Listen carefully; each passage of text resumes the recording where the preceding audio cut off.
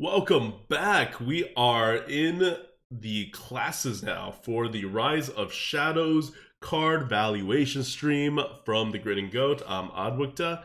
You may be listening to us on the Lightforge podcast or watching this on YouTube. But yeah, this is we've done all the neutrals. We see that the meta is going to happen. It's going to be some tokens. It's going to be very curve heavy, and now we are going to add all the class cards and all the craziness on top of it. So let's see what is going on with Druid. The way we're going to do this is we're not going to talk too much about the setup of where the classes are with the new rotations that's coming in. Because remember, the cards that are rotating in are just like random sets Blizzard's picked. Arena is no longer standard. Arena is now Witchwood, Ode Gods, Mean Streets of Gadgetzan, and Nax, plus this new expansion, Rise of Shadows. And of course, classic and basic. So the new base is going to be a little different for each class, and I don't think we have time to go over which each of the base is. But in the end, when we're talking about how each class plays, we'll go over a little bit. So I have a couple words written for each of these classes. But yeah, okay. Let's just start from the top, right? For the new cards. Druid, the number one card for Druid is the Forest Aid. Forest Aid is 8 mana, twin spell, summon 5/2/2 Treants. This is the first twin spell we reviewed, so let's just do a little brief thing about twin spell. Twin spell is you add another copy of this card without the twin spell ability into your hand. It costs the same amount of mana. So for 8 mana, you get 5/2/2 Treants. That's 20 stats for 8 mana, and then you get to do it again at a later date. It's very good. A lot of stats. It's a lot of size. The reason Pyros was rated so high for the longest time before it rotated out is because whenever you can pay mana, get the correct tempo, and then still add card advantage, that's really good. And this basically adds as much card advantage as Pyros, and you end up paying a little bit less mana actually. So it's not a curve card at all, and it's not as good as Pyros, and it's not an elemental, but you are getting a lot of stuff for a much fewer mana. You're also in Druid, which means all your stuff can get buffed by everything. One of the cards coming back that's going to work really well with this card is Mark of the Lotus. Mark of the Lotus is rated at 145, so another super premium card. And that's give all your minis +1/+1. So on turn 9, you Forest Aid, Mark of the Lotus. Kind of an insane board. And if that's not, well, the next card can't really be played with it, but Blessing of the Ancients is another twin spell card. I'm just going to go over right now. It's not I don't think it's the next card that we're supposed to go. Maybe it is. Oh, it is. Perfect. It's the next card we're going to talk about anyway. It's rated 130, so it's like a low level premium. Remember, the neutral cards now go up to like 150. There's 3 neutral cards in the 140, 150 range now. In Eccentric Scribe, in Henchclan Hogsteed, in Dalaran Crusader. And Druids have a use for Beast now, so Henchclan Hag also gets higher. It's 138 now. So Blessing of Ancients at 130 is not really the super premiums. It's definitely a tier below that. It's around where like Hired Gun is for Druid. Hired Gun being the 3 mana 4/3 taunt. It's like a really good 3-drop, but it's nothing special. So Blessing of Ancients is a 3 mana twin spell. Give your minions +1/+1. So, you know, like balanced Mark of the Lotus. Mark of the Lotus is 1 mana. Give your minions +1/+1. Anyway, my point is, there's a whole lot of buff everything stuff happening. You still have Power of the Wild, which is a classic card, never going away. You still have Savage Roar. Like, you're going to buff everything a lot. And so the Forest Aid is kind of a perfect card to come into this meta. Hey, Druids got their late game back. You remember after Ironbark, there hasn't been too many like large Druid-y kind of cards that have come out. Here it is. The Forest Aid. Really, really, really good. And I think this card may, because of how good it is, maybe single-handedly dragging the value of what is it? It's the card that does the 5 mana 4/4 new card that if you have a card with if you have a spell with 5 mana or more, you get to deal 4 damage.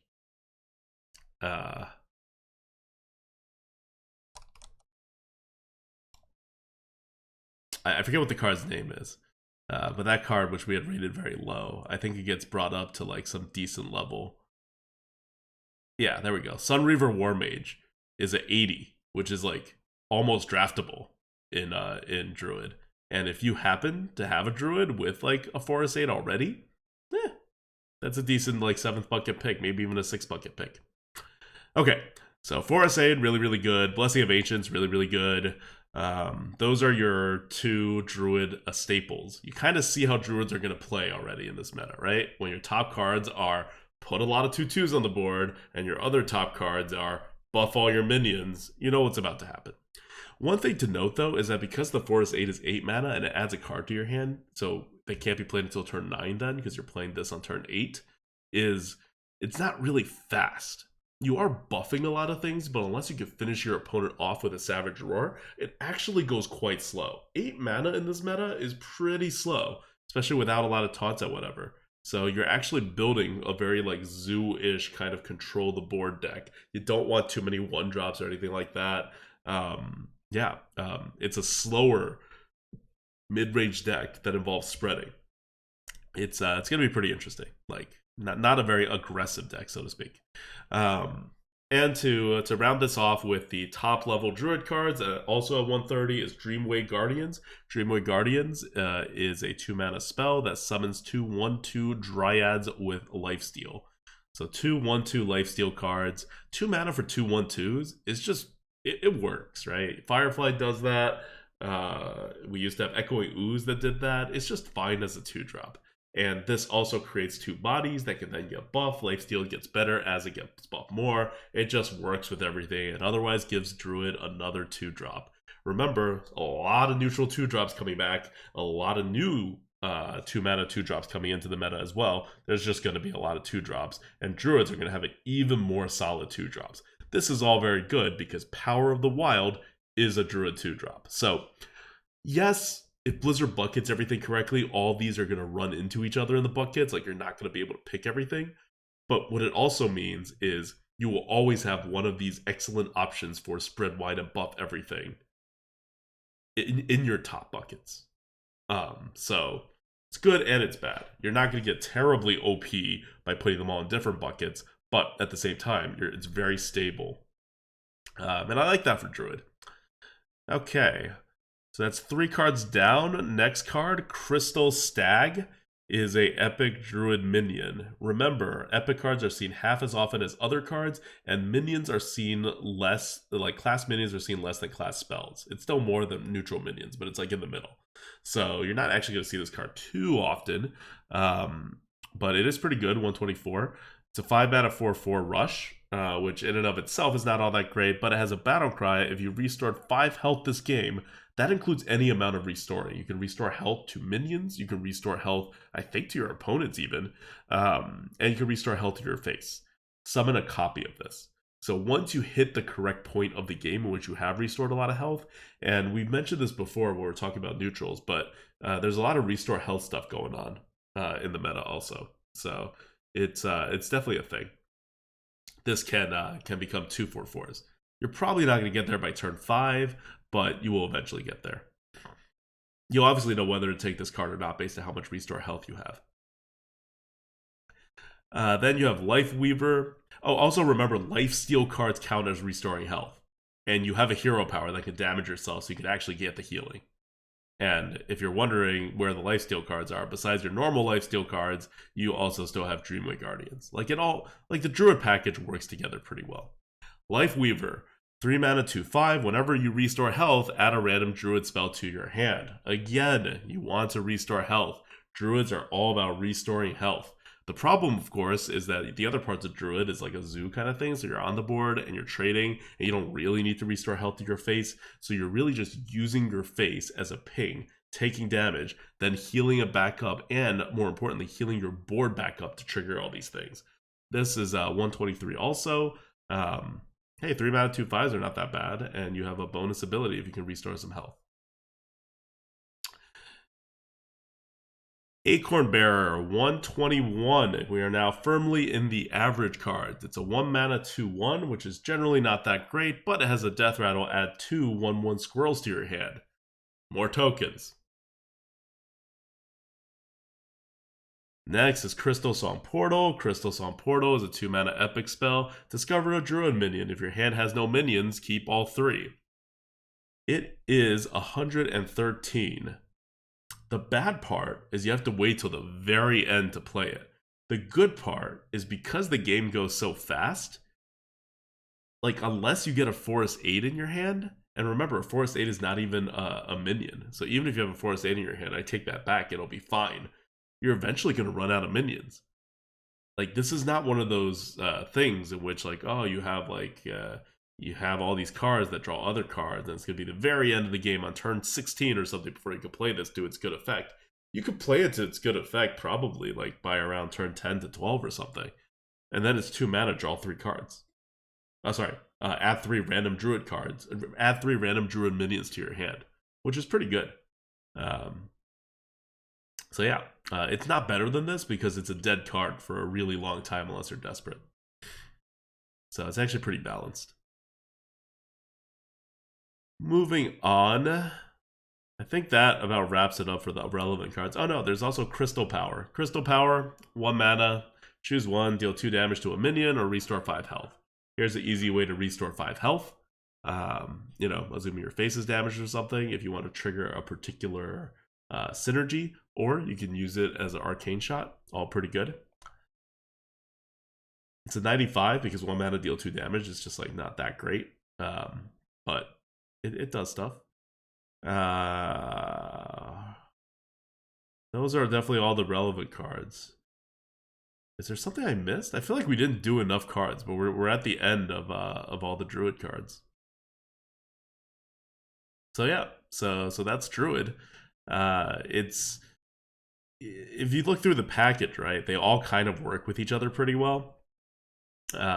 You get on the board, you have a lot of tokens, you buff all your tokens, you heal stuff to keep all the stuff alive, and yeah, and then you win the game.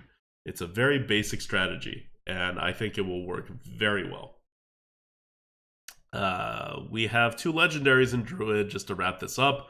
I don't really care too much about legendaries because they don't usually come up too often. You have Loosen Bark at 89, which is not very good. 8 mana for 8, Taunt, Death Rattle, go dormant, restore 5 health to awaken this minion. At some point, you're going to restore some health. It's going to awaken again. The real problem with this is that you're losing a ton in the beginning, right? And at 8 mana to lose this much, even when you summon it back again, you have to be pretty certain you're going to be able to do it again, and it comes out like later. It's not as easy to pull off. Next is Keeper Staladris. 2 mana, 2/3. Hey, it's a 2-drop. Also, after you cast a choose 1 spell, add copies of both choices to your hand. Copies of both choices is 2 cards. So for each trigger, you get 2 cards. That's pretty insane. So it's rated very high. The upside is just kind of too high. But remember, it's only spells. So, like, this is where things are going to be weird, right? Like, this doesn't really affect Arena, but like Druid of the Scythe is a minion, so it doesn't count. On the other hand, Power of the Wild is a spell, so it does count. Like, I think of both of them as minions, but this one has a spell component where there's no body at all, and so they made it a spell, and so it counts. Druid of the Claw will not count. Anyway, that's Druid. Hope you guys liked the review. It's gonna be fun. I think I'm gonna really enjoy Druid in this meta. It's gonna be powerful in a traditional way, and I think the meta is gonna go pretty traditional. So if there's no priest or warlock or shaman screwing with us, I think we're gonna have a pretty good time as Druid. Win rates for Druid always gonna be low. People just don't play it right or something. But yeah, Druid looking good in the next expansion. We'll see you in the next episode where we talk about Hunter without merps.